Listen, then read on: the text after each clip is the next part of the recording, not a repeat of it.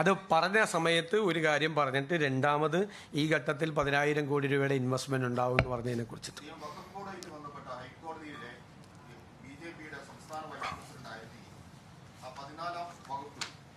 നടപ്പാക്കാമെന്ന് സംസ്ഥാന സർക്കാരിന് വേണ്ടി ഹാജരായ അഡ്വക്കേറ്റ് ജനറൽ അടക്കം അതേ സമാനമായ രീതിയിൽ തന്നെ ഇന്നലെ സുപ്രീം കോടതിയിലും ദീപക് വർമ്മ സംസ്ഥാന സർക്കാരിന് വേണ്ടി ഹാജരായി അമുസ്ലിങ്ങൾ ഉൾപ്പെടുത്തുന്നതിൽ എതിർപ്പില്ല എന്ന് അദ്ദേഹം സുപ്രീം കോടതിയിൽ പറഞ്ഞിട്ടുണ്ട്. എന്താണ് സംസ്ഥാന സർക്കാരിന്റെ? നല്ല ചോദ്യമാണ്. ദേശാഭിമാനി ഇപ്പോൾ ചോദിക്കാൻ അവസരം തന്നല്ല. ഞാൻ മുഴുവൻ കേട്ടു. അല്ല, ഞാൻ മുഴുവൻ കേട്ട് ഇടയ്ക്ക് കയറി പറയരുത്. അല്ല അല്ലല്ല വഖഫ് അല്ലല്ല. ഞാൻ ചോദിക്കട്ടെ, ഞാൻ കേട്ടല്ലോ. ഒന്നേ തന്നെ ഇടയ്ക്ക് മറ്റുള്ളവർ ചോദിക്കുമ്പോൾ ഇടയിൽ കയറി പറയരുത് മാത്രമേ ഞാൻ അങ്ങോട്ട് അഭ്യർത്ഥിച്ചുള്ളൂ. ഇപ്പോൾ ചോദിച്ചല്ല, എൻ്റെ ഇടയിലേക്ക് പറയരുത്, എന്നെ പറയാൻ അനുവദിക്കണം. നിങ്ങൾക്കറിയാമല്ലോ, 2025 ഇത് വഖഫ് പുനഃസംഘടിപ്പിച്ചു. ഇന്ത്യയിൽ വളരെ എതിർപ്പുകൾ പ്രതിപക്ഷം മുഴുവൻ എതിർത്ത് ഇത് പാസ്സാക്കിയ വഖഫ് ആക്ട്, സെൻട്രൽ ഗവൺമെൻറ് പാർലമെൻറ്റിൽ പാസ്സാക്കിയ വഖഫ് ആക്ട് പാസ്സായതിനു ശേഷം ആദ്യമായി രൂപീകരിച്ച വഖഫ് ബോർഡാണ് കേരളത്തിലേത് ആദ്യത്തെ. അതിൽ രൂപീകരിച്ചപ്പോൾ തന്നെ ആ രൂപീകരണ ഉത്തരവിൽ തന്നെ എഴുതിയിട്ടുണ്ട്, ഇത് ഒരു മുസ്ലിമേതര 2 പ്രതിനിധികളെ, നോൺ മുസ്ലിം പ്രതിനിധികളെ വെക്കണമെന്നുണ്ട്. അപ്പോൾ അതിൽ ഈ ഉത്തരവിൽ തന്നെ ഉണ്ട്, മുസ്ലിമേതര പ്രതിനിധിയെ പൊതുകാര്യ പ്രസക്തരിൽ നിന്നും ബാർ കൗൺസിലിൽ നിന്നും തിരഞ്ഞെടുക്കുമെന്നാണ് സർക്കാർ അറിയിച്ചത്. അവർ 2 പേരെ പിന്നീട് നിയമിക്കും എന്ന് കഴിഞ്ഞ സർക്കാർ അറിയിച്ചു. അവരെ പിന്നീട് നിയമിക്കും. ബാർ കൗൺസിൽ ഇലക്ഷൻ നടക്കുന്നതുകൊണ്ടാണ് അതിനുശേഷം നിയമിക്കും. ആ ഉത്തരവിൽ തന്നെ ഉണ്ട് നോൺ മുസ്ലിം പ്രതിനിധികളെ, കാരണം സെൻട്രൽ ആക്റ്റാണ്. നോൺ മുസ്ലിം പ്രതിനിധികളെ, മുസ്ലിമേതര പ്രതിനിധികളെ പിന്നീട് വയ്ക്കും എന്ന് പറഞ്ഞുകൊണ്ടാണ് ഇത് വെച്ചത്. അതിനുശേഷം 4 ഹർജികൾ കോടതിയിൽ വന്നു. 4 ഹർജികളിലെ പ്രധാനപ്പെട്ട പോയിന്റുകൾ എന്തൊക്കെയായിരുന്നു? ഒന്ന്, ഈ നോൺ മുസ്ലിം ആളുകളെ വെച്ചിട്ടില്ല. ഒന്ന്.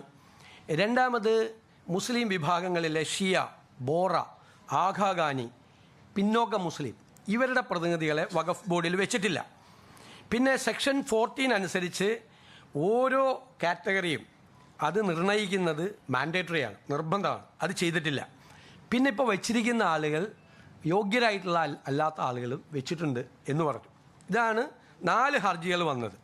ഇത് വന്ന ഉടനെ തന്നെ എന്താണ് ഞങ്ങളുടെ ഗവൺമെൻറ് എടുത്ത സ്റ്റാൻഡ്? എന്താണ് ഞങ്ങളുടെ ഗവൺമെൻറ് എടുത്ത സ്റ്റാൻഡ്? വളരെ കൃത്യമായിട്ട് ഞങ്ങൾ പറഞ്ഞു, കോടതിയിൽ ഞങ്ങൾ പറഞ്ഞു, വളരെ കൃത്യമായിട്ട് പറഞ്ഞു, ഇതെല്ലാം പരിശോധിച്ച് ഞങ്ങൾ വഖഫ് ബോർഡ് ഞങ്ങൾ കോൺസ്റ്റിറ്റ്യൂട്ട് ചെയ്യാം, പക്ഷേ ഈ ഹർജികൾ തള്ളണം എന്ന് ഞങ്ങൾ ആവശ്യപ്പെട്ടിട്ടുണ്ട്. ഹർജികൾ തള്ളണം എന്ന് ഞങ്ങൾ ആവശ്യപ്പെട്ടിട്ടുണ്ട്. കോടതിയിൽ ഞങ്ങൾ ആവശ്യപ്പെട്ടിട്ടുണ്ട്, ഹർജികൾ തള്ളണം എന്ന് ഞങ്ങൾ ആവശ്യപ്പെട്ടു. ഇനി ഇതിൻ്റെ മീതെ സുപ്രീം കോടതിയിൽ പോയി വഖഫ് ബോർഡ്. അപ്പോൾ അവിടെ വെച്ച് വഖഫ് ബോർഡ് എന്താ പറഞ്ഞിരിക്കുന്നത്? വഖഫ് ബോർഡിൻ്റെ ചെയർമാനടക്കമുള്ള ആളെന്താ പറഞ്ഞിരിക്കുന്നത്? അതായത് അമുസ്ലിം അംഗങ്ങളെ സെക്ഷൻ 14 പ്രകാരം വെച്ചുകൊള്ളാം, ബാർ കൗൺസിലിൽ നിന്നും പൊതുകാര്യ പ്രസക്തരിൽ നിന്നും മുൻ വാഗ്ദാനം അനുസരിച്ച് ചെയ്തു കൊള്ളാം. ഇപ്പോൾ പോയില്ലേ ഇതെല്ലാം? അവർ പോയി പറഞ്ഞാണ്, സുപ്രീം കോടതി പോയി പറഞ്ഞാണ് വെച്ചുകൊള്ളാം. സെക്ഷൻ 14 പാലിച്ച് വഖഫ് മുന്നോട്ട് കൊണ്ടുപോകാൻ അനുമതി വേണം.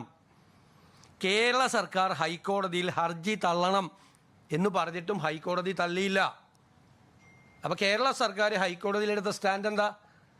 ഈ ഹർജി തള്ളണം എന്ന സ്റ്റാൻഡാണ്. അതേ കാര്യമാണ് സുപ്രീം കോടതിയിൽ പോയി വഖഫ് ബോർഡ് ആവർത്തിച്ചത്. എന്നിട്ട് പ്രതിപക്ഷ നേതാവ് വർഗീയത പരത്തുന്നതിന് വേണ്ടിയിട്ട് ഒരു മുസ്ലിം ഒരു വിരുദ്ധ വികാരം ഉണ്ടാക്കുന്നതിന്, മുസ്ലിങ്ങളെ UDFനും ഈ സർക്കാരിനും എതിരാക്കുന്നതിന് വേണ്ടി തെറ്റായി നടത്തിയ വർഗീയ പ്രചാരണമാണ് പ്രതിപക്ഷ നേതാവ് നടത്തിയത്. ഈ ഹർജി തള്ളണം എന്നാണ് ഞങ്ങൾ ആവശ്യപ്പെട്ടത്. ഈ ഹർജിക്ക് മുമ്പ് തന്നെ ഇത് നിയമിച്ച സമയത്ത് ഈ 2 അമുസ്ലിം അംഗങ്ങളെ ഞങ്ങൾ നിയമിച്ചുകൊള്ളാം എന്ന് പറഞ്ഞ സർക്കാരാണ് അദ്ദേഹത്തിൻ്റെ സർക്കാർ. It's on record. അദ്ദേഹം പറഞ്ഞിട്ടുണ്ട്, അവരുടെ ഗവൺമെൻറ് പറഞ്ഞിട്ടുണ്ട് 2 പേരെ വെച്ചുകൊള്ളാം. ഞങ്ങൾ ഈ പരാതി മാത്രമല്ല, 4 പ്രധാനപ്പെട്ട പരാതികൾ വന്നപ്പോൾ ഞങ്ങൾ ആ പരാതികൾ പരിശോധിച്ച് വഖഫ് ബോർഡ് കോൺസ്റ്റിറ്റ്യൂട്ട് ചെയ്യാം, പക്ഷേ ഈ ഹർജികൾ തള്ളണം, ഗവൺമെൻറ് ചെയ്തോളാം എന്ന് പറഞ്ഞു. ഗവൺമെൻറ്റിൻ്റെ ഈ സ്റ്റാൻഡിനെയാണ് വഖഫ് ബോർഡ് പോയി സുപ്രീം കോടതിയിൽ പോയി ഉയർത്തിക്കാട്ടിയത്. ഹർജി തള്ളണമെന്ന് സംസ്ഥാന സർക്കാർ പറഞ്ഞിട്ടും ഹൈക്കോടതി ഞങ്ങൾക്ക് പ്രവർത്തിക്കാൻ അനുമതി തരുന്നില്ല. ഞങ്ങൾ നേരത്തെ വാഗ്ദാനം ചെയ്തിരുന്നത് പോലെ 2 അമുസ്ലിങ്ങളെ വെച്ചുകൊള്ളാം എന്ന് പറഞ്ഞിട്ട് ഈ വർഗീയ പ്രചരണം നടത്തി ഞങ്ങളുടെ സർക്കാരിനെ പ്രതിക്കൂട്ടിലാക്കാൻ പ്രതിപക്ഷ നേതാവോ CPM-ഓ വിചാരിച്ചാൽ നടക്കില്ല. ഇതാണ് ഞങ്ങളുടെ സ്റ്റാൻഡ്. ക്ലിയറാണ്. യെസ്.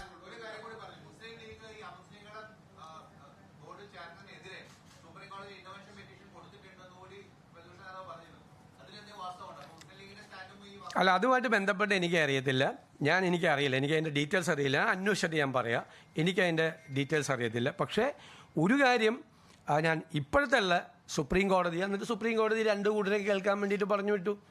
സുപ്രീം കോടതിയിൽ കേരള ഗവൺമെൻറ്, ഇപ്പോഴത്തെ ഗവൺമെൻറ് എടുത്ത സ്റ്റാൻഡിനെ പിന്തുണച്ചുകൊണ്ടാണ് വഖഫ് ബോർഡ് അവിടെ പോയത്. സർക്കാർ തള്ളണം, ഈ കേസ് തള്ളണമെന്നാണ്, ഈ ഹർജികൾ തള്ളണമെന്നാണ്. എന്നിട്ട് ഇതിലെ പ്രധാനപ്പെട്ട പരാതികൾ പരിശോധിച്ച് അതനുസരിച്ച് വഖഫ് ബോർഡ് കോൺസ്റ്റിറ്റ്യൂട്ട് ചെയ്യാൻ ഗവൺമെൻറ് തയ്യാറാണ് എന്നാണ് പറഞ്ഞത്. എന്നിട്ട് എന്തു പ്രചരണമാണ് നടത്തുന്നത്? അല്ലല്ലോ, ഞങ്ങൾ അങ്ങനെ പറഞ്ഞിട്ടില്ലല്ലോ. അല്ലല്ല, അങ്ങനെ ഞാൻ ചോദിക്കട്ടെ, കഴിഞ്ഞ ഗവൺമെൻറ് എടുത്ത നിലപാടെന്താ? അമുസ്ലിങ്ങളായ ആളുകളെ വെച്ചുകൊള്ളാമെന്നാണ്. കാരണം അത് ഗവൺമെൻറ് പാസ്സാക്കിയ നിയമമല്ലേ അത്. അല്ലല്ല, ഞങ്ങളല്ല കേട്ടോ, നിങ്ങൾ പറഞ്ഞത് ഈ അമുസ്ലിങ്ങളായ ആളുകളെ പിന്നീട് വെച്ചുകൊള്ളാം എന്ന് ഉത്തരവിൽ തന്നെ ഉണ്ട്. പിണറായി സർക്കാർ ഇറക്കിയ ഉത്തരവ് നിങ്ങൾ വായിച്ചു നോക്ക്. ആ ഉത്തരവിലുണ്ടത്.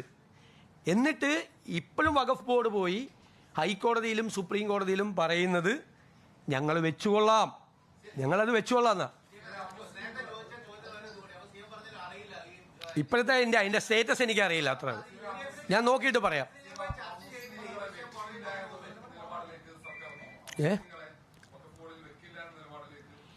അല്ല, അതിപ്പോൾ സെൻട്രൽ ആക്ട് അല്ലേ. ഇപ്പോൾ കോടതി അതിനെതിരായിട്ട്, സെൻട്രൽ ആക്ടിനെതിരായിട്ട് സുപ്രീം കോടതി പോയിട്ട് സുപ്രീം കോടതി അത് തള്ളിയത് കൊണ്ടാണ് പിണറായി സർക്കാർ വഖഫ് ബോർഡ് വെച്ചപ്പോൾ ഞങ്ങൾ ഈ 2 അമുസ്ലിം പ്രതിനിധികളെ ഞങ്ങൾ വെച്ചുകൊള്ളാം. ചിലപ്പോൾ തെരഞ്ഞെടുപ്പിന് മുമ്പായതുകൊണ്ടായിരിക്കും വെക്കായിരുന്നത്. ആണല്ലോ, ബൈൻഡിങ് ആണല്ലോ. അതുകൊണ്ടാണല്ലോ പിണറായി സർക്കാർ പറഞ്ഞത് ഞങ്ങൾ ഇല്ലെങ്കിൽ പിണറായി സർക്കാരിന് ഒരു സ്റ്റാൻഡ് എടുക്കാമല്ലോ, വെക്കില്ല.